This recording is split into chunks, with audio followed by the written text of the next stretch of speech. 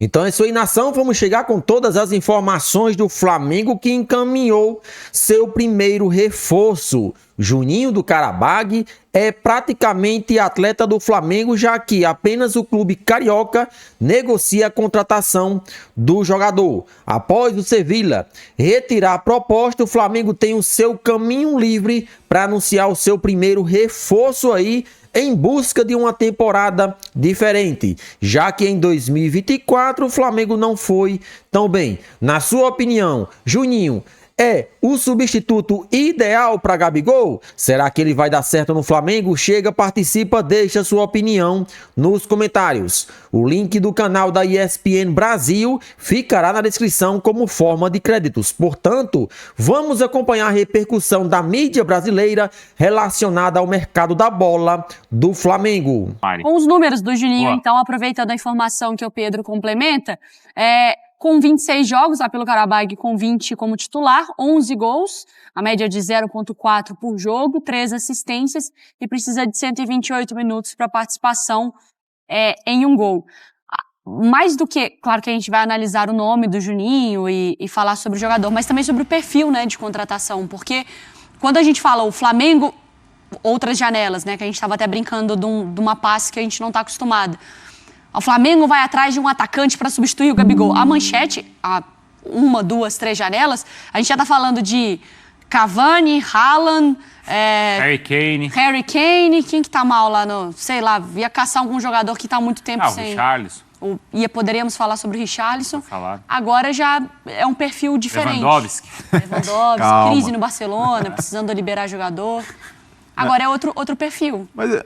Olha, eu vejo o Juninho como um ótimo cartão de visitas da nova gestão do Flamengo. Eu vou remar contra a maré, porque o torcedor do Flamengo, acostumado a grandes contratações, quando vê o nome do Juninho, opa, quem que é esse? Jogou onde? Qual o currículo desse cara? A exceção do Carlinhos, que foi ali uma oportunidade de mercado depois do Campeonato Carioca, o Flamengo se acostumou a trazer caras prontos e grandes. Vinha, seleção uruguaia, De La Cruz, seleção uruguaia, Plata, também jogador de seleção. E aí o torcedor do Flamengo foi ficando mal acostumado porque a antiga gestão pensava o futebol dessa forma. Tem dinheiro, vamos investir, e buscava os caras que são até obviedades de mercado. A nova gestão, sob o comando do José Botto, vai tentar esses nomes fora do radar de jogadores que chegam por um bom custo-benefício e que, de fato, tem utilidade para a equipe, e eu vejo que o Juninho tem pelas características dele. É um jogador diferente do Pedro, embora jogue centralizado também. Ele é um cara de atacar muito espaço, um cara de procurar profundidade, de explosão e potência na hora da finalização, mas é um jogador muito interessante pela maneira como o Flamengo entende o mercado, que é de prospectar essas oportunidades. O Karabakh é um time do Azerbaijão, que não tem muita tradição de futebol, mas tem crescido no cenário europeu, chegou às oitavas de final da última Liga Europa, e o Juninho busca essa oportunidade de dar um salto na carreira. Poderia ir para o Sevilla, que é um time de segundo escalão da Europa, mas que tem muito destaque no futebol espanhol, e busca no Flamengo a sua grande oportunidade da carreira. E eu vejo como um movimento positivo do Flamengo, de como o Botafogo fez, tentar esses achados, tentar esses nomes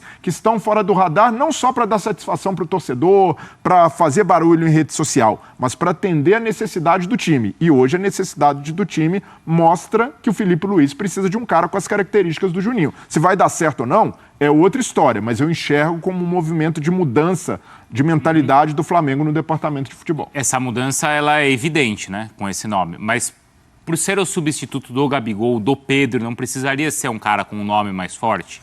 Tem que tirar esse peso. Se vier com esse peso de ser substituto do Gabigol, já não vai dar certo. Porque você quer ver, o Juninho, ele fez com outras características, ele fez 70 gols na carreira toda dele. Sim. 70 gols, o Pedro e o Gabigol fazem em 2 anos. Sim. Se for essa comparação, coitado, a pressão em cima dele vai ser enorme. Não tem que ser essa pressão, tem que ser um cara que vai ajudar o grupo. A gente está contratando aqui um atacante que a gente precisava e, como o Breler falou, tem as características que vão ajudar o grupo. Parei também, como o Pedro falou, obviamente não conhecia o Juninho, fui pesquisar, fui procurar ali uns vídeos para analisar e ver quais eram as principais características dele. O que me chamou a atenção realmente é a velocidade. Só que ele não é aquele cara de velocidade pela ponta. Ele não é o cara que vai pegar a bola na ponta esquerda, tipo um Bruno Henrique da vida, que vai pegar a bola no meio campo, na ponta esquerda, e vai dar o tapa e vai sair correndo. Não. ele é um cara que ele joga mais centralizado. Quando ele joga mais centralizado junto com o centroavante, e aí é o ponto. Ele joga melhor quando tem um centroavante junto com ele. 1-2. Gosta de fazer 1-2. Gosta de... Vem um meia, tá se aproximando, faz 1-2, já sai em velocidade. Quando o Pedro voltar, ele pode jogar junto com o Pedro. Tanto que a maioria dos gols que ele fez foi só dando tapa na saída do goleiro. O goleiro vinha saindo, mas ele já estava chegando na frente, só chapando, tirando do goleiro. Então, para mim, essa é a característica que o Felipe Luiz viu. De velocidade, um cara que protege bem a bola quando está cercado, sim, mas é um cara que pode jogar junto com o Pedro. Não, ele vai poder substituir nesse início. Ele não é um cara de costas, paradão. Pode fazer. Pode. É isso que eu tô falando, ele pode fazer, mas não é a principal característica. Ele é um cara de velocidade. Então, se vier a contratação e ele for bem no primeiro semestre, por exemplo, quando o Pedro voltar, pode ser um cara que vai poder jogar junto, não vai atrapalhar em nada. É isso que eu acho que o Felipe Luiz também já está pensando. E só para finalizar o comentário, isso mostra também a visão da nova diretoria, do José Boto e tudo mais. Porque ele se destacou assim, né? A gente estava falando... Quer dizer, foi o trabalho dele no Benfica, no Shakhtar, não é? Só para comparar o que a gente estava fazendo mesmo aqui, que a gente fez no Sport Center. Quando essa tela aqui estava o Roger Guedes. E a gente estava ali na letrinha dizendo que tinha 3 milhões em caixa. Se tinha 3 milhões em caixa e estava ali a foto do Roger Guedes, não fazia o menor sentido. Tudo bem, a torcida do Flamengo se acostumou a ter nomes, enfim, de seleção e tudo mais. Mas a janela do meio do ano que o Flamengo fez foi muito cara.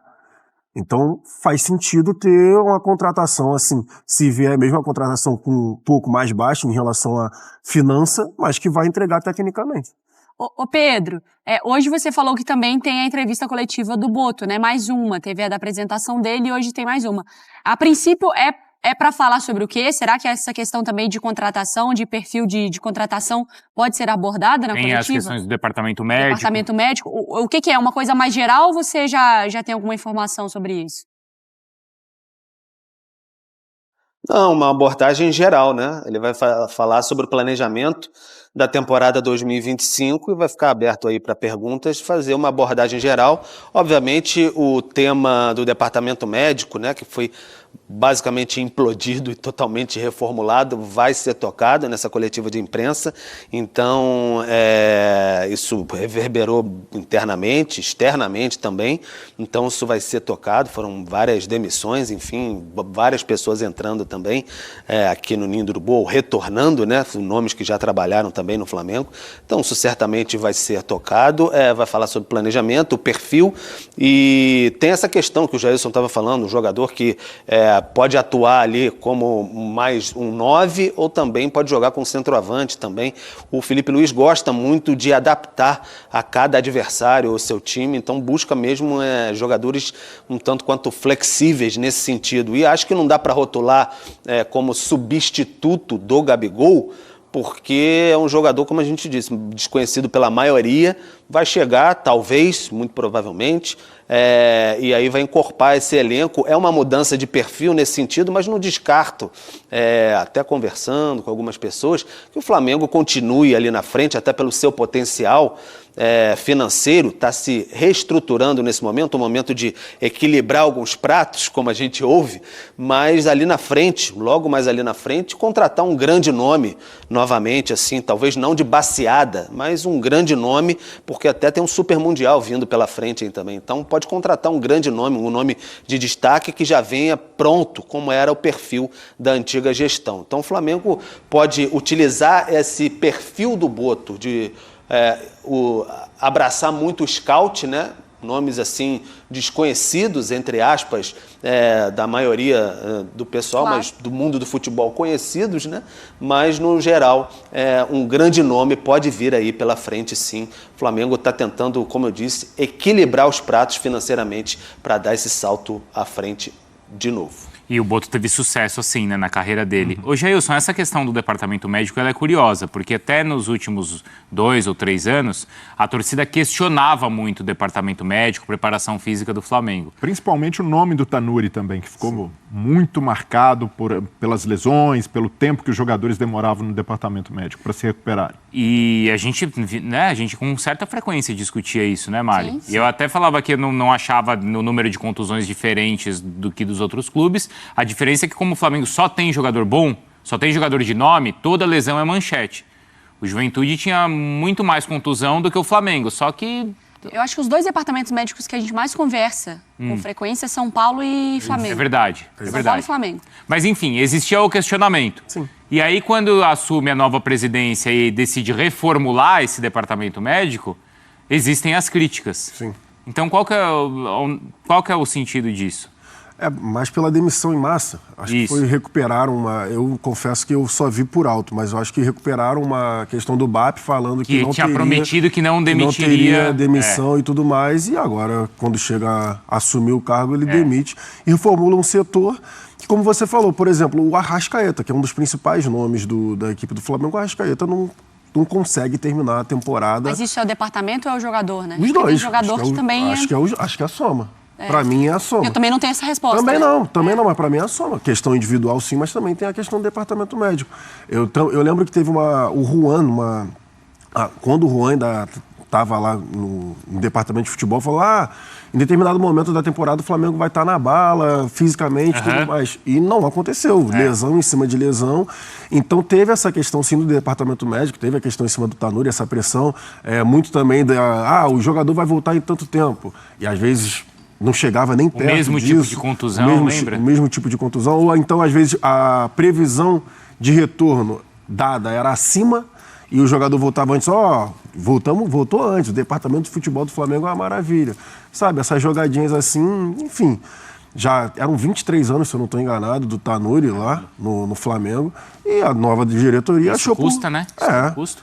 E a de nova diretoria, como a gente está falando dessa profissionalização, o Boto, enfim, chegando aí tomando as rédeas no Ninho Urubu, ele achou de bom tom trocar. Vamos ver. A gente vai ter que ver como é que vai funcionar. Essa que é a realidade. E outro ponto positivo é que o Flamengo volta a ter um psicólogo atendendo a comissão técnica, atendendo os jogadores. O Paulo Ribeiro, o nome trabalhou no Botafogo, tem uma longa história de psicologia do esporte e mostra que o Flamengo está tentando se apegar mais ao lado científico, não só no mapeamento de contratações, mas também na abordagem geral do departamento de futebol.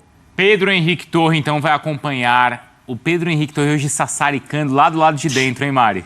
Vocês não deixam o Pedro em paz. Não, ele sassarica onde a notícia está. Sassaricando nem tanto.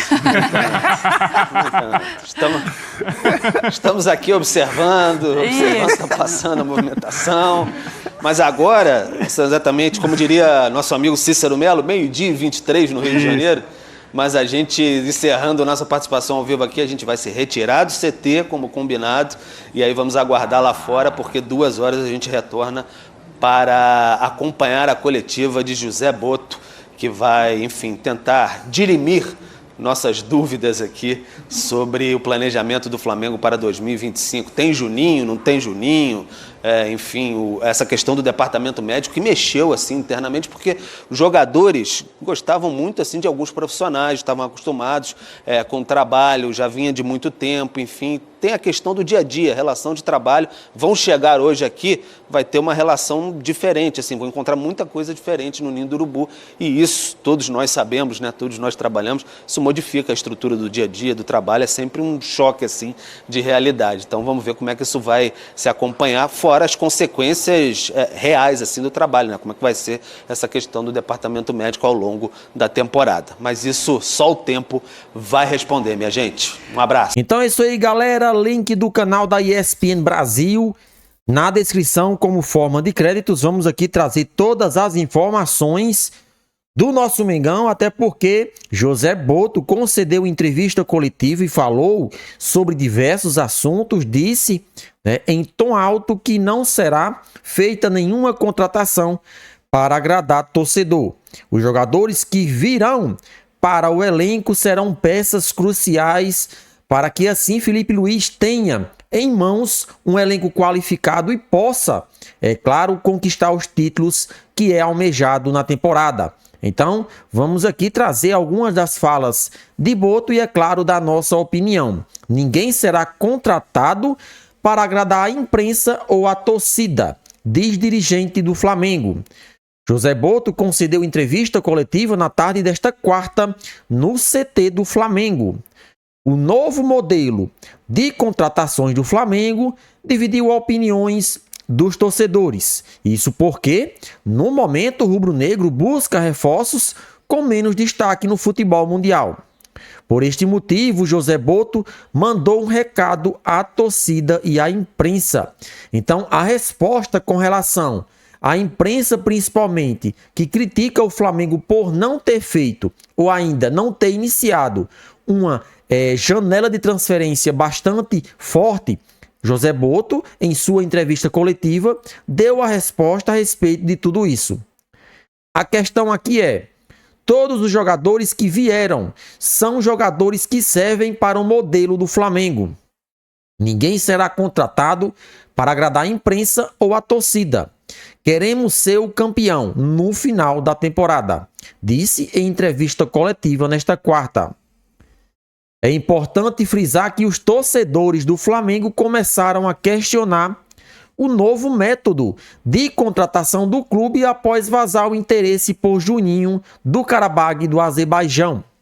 O atacante entrou na mira do mais querido e a possibilidade é grande de o atleta ser o novo reforço do Flamengo. A torcida tem que entender o seguinte: o elenco do Flamengo hoje é um dos melhores da América do Sul. Fruto de, claro, uma boa administração nos anos anteriores. Marcos Braz tem inúmeros erros à frente do Flamengo, mas ele, juntamente com Rodolfo Landim e companhia, conseguiram montar um elenco muito forte. Claro, o investimento também foi alto. Então, José Botto, assim como também Felipe Luiz, estão chegando em um time praticamente montado.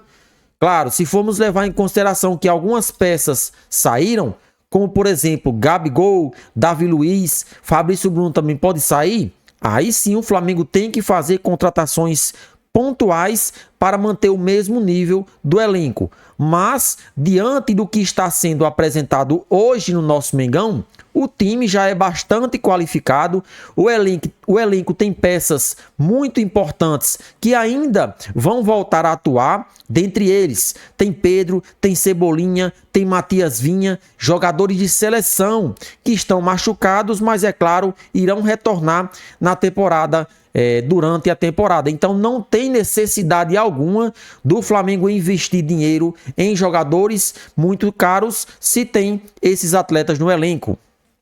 Juninho tinha todos os detalhes acertados com o Sevilha. Primeiro o clube ia entrar em contato com o Karabag. No entanto, o Flamengo entrou na jogada e ofereceu o triplo do salário ao atacante, que prontamente desistiu de assinar contrato com o time espanhol. Na última temporada, Juninho disputou 55 partidas e balançou as redes em 31 oportunidades.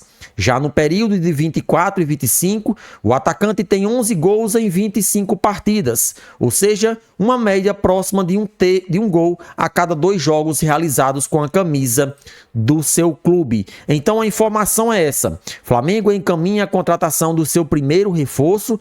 É claro que se Fabrício Bruno sair, terá também que trazer um zagueiro. Então o Flamengo está atento aí ao mercado da bola, e se surgir algum nome que seja bastante favorável, tanto para Felipe Luiz, que é o treinador, e para Botto, que é o cara responsável por essa análise, com certeza o nosso Mengão deve fazer propostas oficiais. Então é isso, Flamengo, primeiro reforço encaminhado, agora é dar continuidade a essa pré-temporada que começou agora. Na sua opinião, será que o Flamengo de 2025 vai conquistar títulos? Participa, deixa sua opinião nos comentários.